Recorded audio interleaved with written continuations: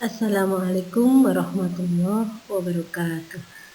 Anak-anakku kelas 12 yang saya cintai dan saya banggakan. Pada hari ini kita kembali belajar bersama mapel G semester ganjil. Materi yang akan kita pelajari pada hari ini adalah sumber hukum Islam yang muttafaq atau yang disepakati oleh para ulama. Pada materi sumber hukum Islam ini, sesuai yang ada di KI 3, yaitu memahami, menerapkan, menganalisis pengetahuan faktual, konseptual, prosedural berdasarkan rasa ingin tahu tentang ilmu pengetahuan, teknologi, seni budaya, dan humaniora dengan wawasan kemanusiaan, kebangsaan, kenegaraan, dan terkait penyebab fenomena dan kejadian serta menerapkan pengetahuan prosedural pada bidang kajian yang spesifik sesuai dengan bakat dan minatnya untuk memecahkan masalah. Juga sumber hukum Islam yang disepakati ini tertera pada KD 3.2, yaitu menganalisis sumber hukum Islam yang muttafaq atau disepakati dan mukhtalaf atau tidak disepakati. Sebagaimana kita ketahui bersama bahwa sumber hukum Islam yang muttafaq atau yang disepakati itu ada 4. Yang pertama adalah Al-Quran, yang kedua adalah hadis, yang ketiga adalah ijma, dan 4 adalah qiyas. Pada hari ini kita akan mempelajari yang pertama, yaitu Al-Quran. Adapun spesifik agar pembicaraan kita tidak gerambyang dan lebih fokus pada materi inti, akan kita pelajari yaitu pengertian, dalilnya, kemudian nama lain, isi pokok, dan terakhir adalah pedoman penetapan hukum. Yang pertama adalah pengertian. Menurut bahasa, Al-Quran itu berasal dari kata qoro'a yaqro'u Qur'anan. Artinya adalah bacaan atau yang dibaca. Sedangkan menurut istilah, Al-Quran adalah kalam Allah yang diturunkan kepada Nabi Muhammad SAW sebagai mukjizat tentunya melalui malaikat Jibril dengan jalan mutawatir, ditulis di mushaf, kemudian bernilai ibadah bagi pembacanya. Dalam hal ini Al-Quran adalah diawali dengan surat Al-Fatihah dan diakhiri dengan surat An-Nas.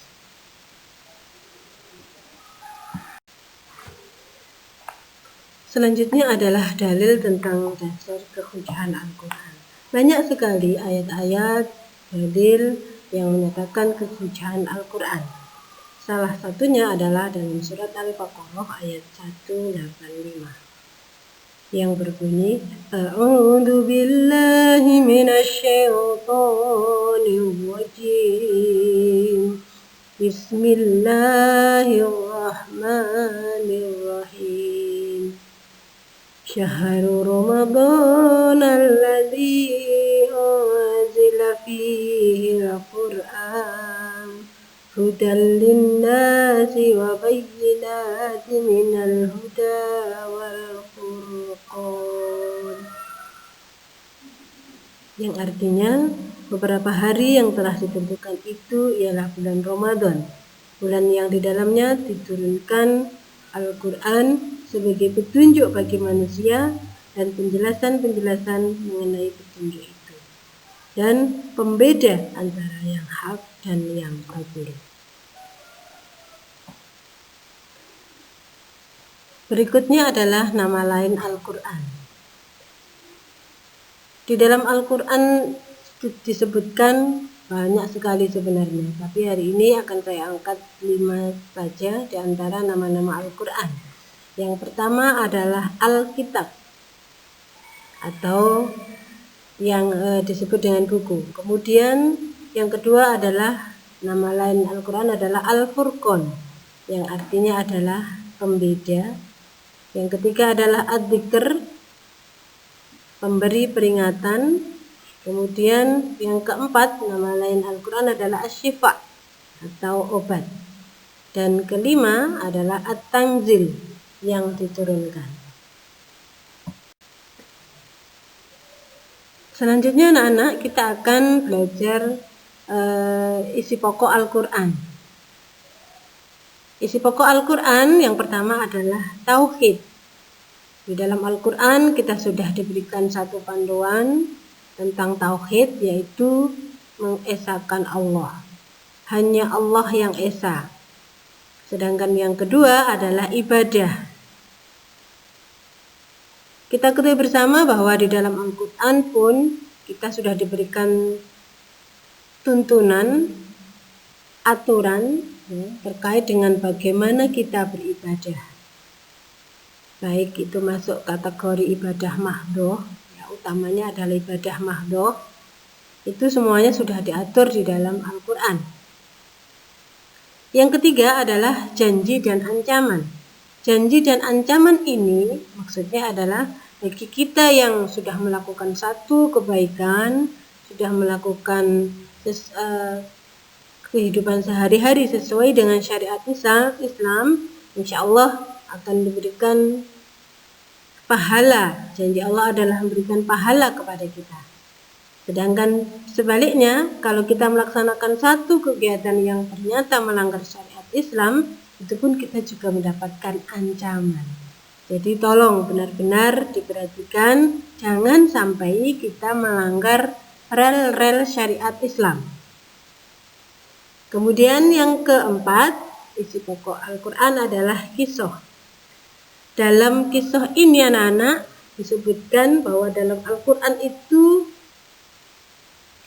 banyak sekali kisah-kisah, cerita-cerita, baik orang-orang terdahulu maupun perlambang untuk kedepannya, itu sudah diberikan semuanya oleh Allah. Sehingga kita diharapkan bisa mengambil hikmah, bisa mengambil intisari dari kisah tersebut, mana yang sesuai dengan kehidupan kita sekarang, bisa kita pakai untuk mencari solusinya. Sedangkan yang kelima adalah jalan mencapai kebahagiaan. Ini sudah disebutkan bahwa Allah memberikan tuntunan kepada kita umat manusia untuk mencapai kebahagiaan, baik kebahagiaan dunia maupun kebahagiaan di akhirat. Ini jangan kemana-mana. Semuanya ada di dalam Al-Quran. Jadi kalau kita sedang mendapatkan ujian dari Allah, ujian berupa kesusahan, berupa kesenangan, kebahagiaan, jangan lupakan Al-Quran. Jangan mencari yang lain ya. Tidak usah kita mencari ketik rek spasi apa yang sekarang lagi ngetren, tapi semuanya kita kembalikan kepada Al-Quran. Selanjutnya anak-anak, materi kita yang terakhir pada hari ini adalah pedoman Al-Quran dalam penetapan hukum. Ada beberapa pedoman yang dipakai Al-Quran untuk menetapkan hukum, karena ini adalah sesuai dengan perkembangan dan juga kemampuan manusia baik secara fisik maupun secara rohaninya. Pedoman itu yang pertama adalah tidak memberatkan. Artinya Allah itu tidak akan membebani kita hambanya, melainkan adalah sesuai dengan kesanggupannya. Contoh, ketika kita sedang dalam kondisi sehat, maka kewajiban sholat itu adalah secara lengkap, sempurna. Tapi bagi orang-orang dalam kondisi tertentu, ketika kita sedang sakit, ketika kita sedang dalam perjalanan, semuanya itu tidak sama dengan ketika kita sedang sehat. Dalam keadaan sakit, maka kita boleh melakukan sholat sesuai dengan kemampuan kita masing-masing. Kalau dalam kondisi sehat, kita harus berdiri. Maka dalam kondisi sakit, boleh kita dengan duduk. Kalau ternyata duduk kita tidak mampu, bolehlah kita dengan berbaring. Dalam kondisi berbaring pun kita sudah tidak mampu, maka masih ada satu cara, yaitu dengan pakai isyarat. Nah, ini kan berarti kita jangan istilahnya kita meremehkan, loh saya kan nggak bisa berdiri, saya nggak usah sholat, jangan. Nah, bahkan yang terakhir tadi saya sampaikan, kalau kita sudah tidak bisa berbaring, masih ada satu cara, yaitu dengan isyarat, dengan kedipan mata. Nah, jadi kalau kedipan jangan hanya ke yang lainnya, kepada Allah pun juga akan diterima ketika kita dalam kondisi yang sudah lemah. Selanjutnya, pedoman dalam penetapan hukum Al-Quran adalah dengan cara meminimalisir beban. Artinya apa? Ini adalah menyedikitkan beban bagi hambanya yang dalam kondisi eksklusif. Contoh, ketika kita tidak dalam perjalanan, maka kita melaksanakan sholat harus sempurna, harus sesuai dengan waktunya. Tapi ketika kita dalam perjalanan, ini kita diberikan satu keringanan anak-anak, yaitu bisa dengan melaksanakan sholat jamaah ataupun dengan sholat qashar. Inilah. Jadi sekali lagi tolong, dalam kondisi apapun, baik kita dalam perjalanan, dalam kondisi sakit, harus tetap mengutamakan sholat. Dan yang ketiga adalah secara berangsur-angsur dalam menetapkan hukum. Artinya bahwa Al-Quran itu tidak saklek.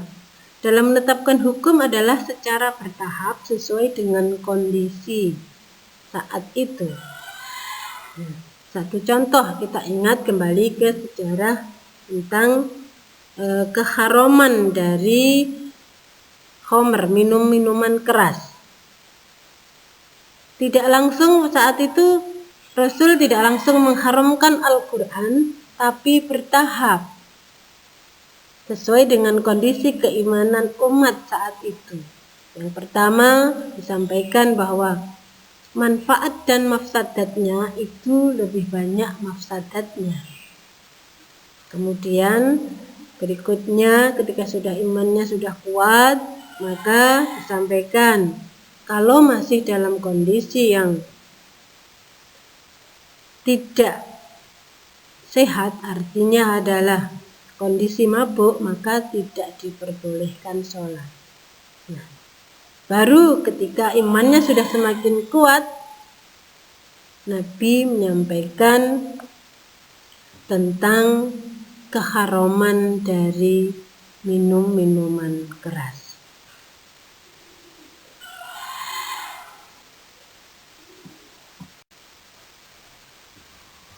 Demikian materi tentang sumber hukum Islam yang muttafaq, yang pertama yaitu Al-Quran. Saya sampaikan terima kasih, dan kalau masih ada pertanyaan silahkan bisa kita bahas di forum kelas. Saya akhiri, mohon maaf apabila ada salah dan khilaf. Saya akhiri, wassalamualaikum warahmatullahi wabarakatuh.